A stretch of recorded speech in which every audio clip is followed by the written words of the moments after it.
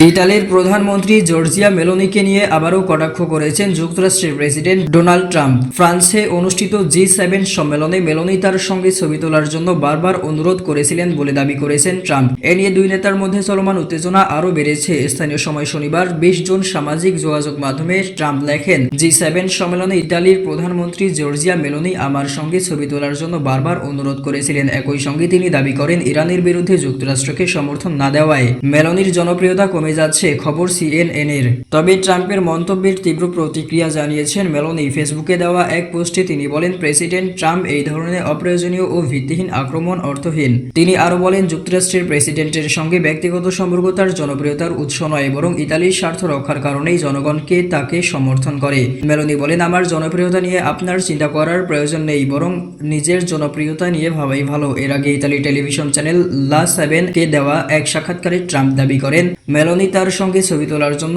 অনুনয় বিনয় করেছিলেন এবং করুণা করেই তিনি রাজি হয়েছিলেন। এর জবাবে ভিডিও বার্তায় মেলোনি বলেন, ডোনাল্ড ট্রাম্পের এসব বক্তব্য সম্পূর্ণ মন গড়া।